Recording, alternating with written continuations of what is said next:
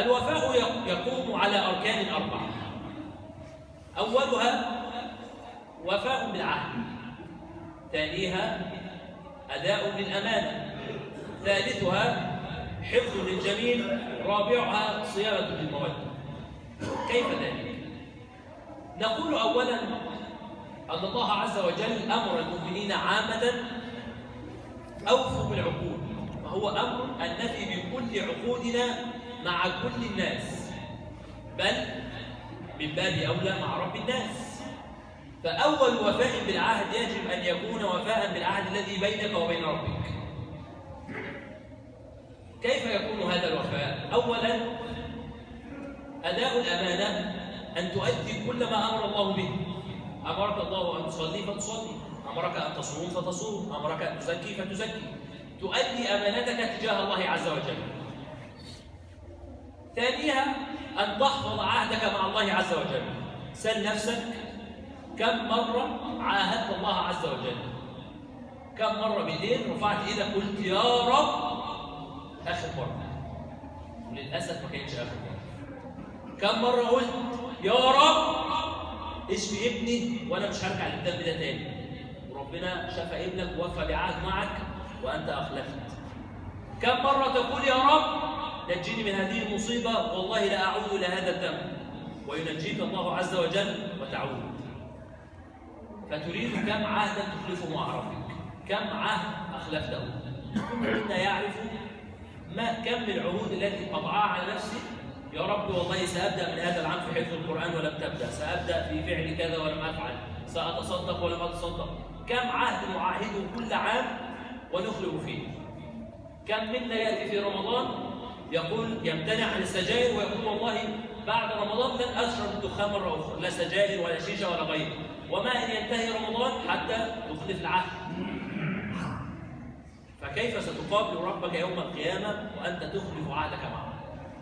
تخيل أن رب العالمين يوفي عهده معك وأنت الذي تحتاج إليه، أنت الذي تخلف.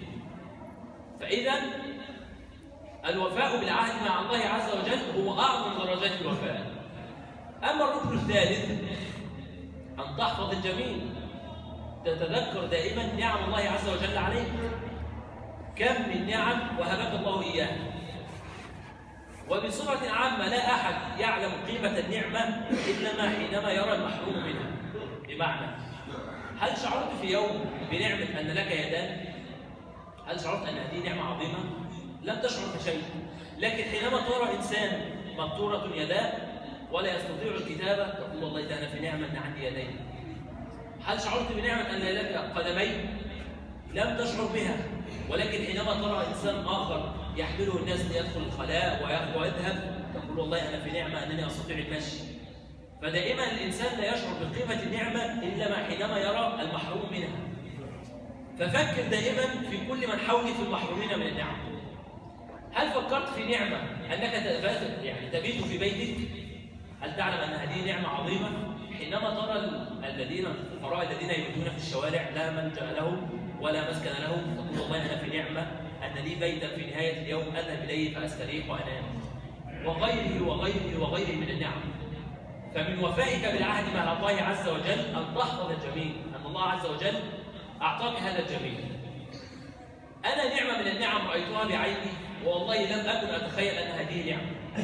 توفت والدة أحد أصدقائي فذهبنا لنعزي، فوالد صديقنا يتعرف علينا أنت من؟ أنا فلان، والدك من؟ أنا فلان ابن فلان وأنا فلان ابن فلان. فجاء صديق لنا فلم يرد أن يقول اسم عائلته، يعني يقول أنا محمد أحمد علي. الرجل يسأله يريد أن يعرف من عائلة من، وهو يقول هكذا أحمد محمد علي محمود كذا كذا. فأنا تعجبت لماذا يقول له أنا فلان الفلاني من عيلة فلان. فذهبت فسألت والدي رحمه الله عليه قلت له حصل كذا كذا كذا، لماذا فعل هذا الشاب؟ قال لي لأن جدته كانت تتاجر في المخدرات، فقبض عليه وهي حامل في أم هذا الشاب، وولد هذا الشاب هذا الطفل في السجن. فكل أهل السنبلاوين يعرفوا أن فلان الفلاني أمه كانت تتاجر في المخدرات وولد وهو مسجون في السجن. فأصبح يستعر أن يقول أين الناس أنه من عائلة فلان. فرأيت أن هذه نعمة كبيرة فقط أنني أقول أنني فلان ابن فلان، هذه نعمة وأنا لم أكن أعلم أنك تقول أنا فلان ابن فلان، هذه نعمة وأنت لا تعلم. لكن حينما رأيت هذا الشخص شعرت والله هذه نعمة عظيمة، وأنا لم أكن في يوم أتخيل بعظم هذه النعمة. الأمر الرابع والركن الرابع في الوفاء بالعهد صيانة المودة. تصون المودة بينك وبين ربك. كيف؟ بأن تكثر من الأعمال التي تستجلب حب الله عز وجل.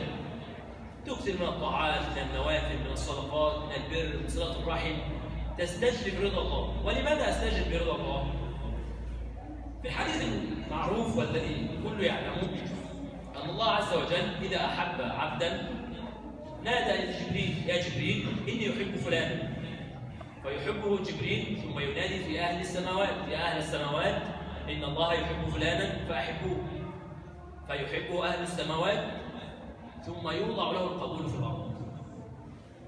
عندما يحبك الله عز وجل يضع محبتك في قلوب كل الناس، تجد أن الناس تحبك كما يقول كده لله في الله، يعني يقول لك بشوف فلان ده برتاح له كده من غير سبب. الأمر الثاني الحديث المعروف أيضا أن الله عز وجل في الحديث القدسي: إذا أحببت فلانا كنت سمعه الذي يسمع به، وبصره الذي يبصر به، ويده التي يبطش بها. فحبك لله عز وجل إذا استطعت أن تستجلب محبة الله عز وجل يوفقك سبحانه وتعالى للطاعة ثم يدخلك الجنة. هل هناك فضل أعظم من هذا؟ الله عز وجل هو الذي يوفقك للطاعة لأنه يريد أن يدخلك الجنة. فإذا حينما أوفي عهدي مع الله عز وجل أنا أسهل طريقي إلى الجنة، وكل منا هدفه الأسمى في هذه الدنيا أن تكون بوابة له للآخرة، أن يكون من أهل الجنة. جعلنا الله وإياكم من أهل الجنة. الدرجة الثانية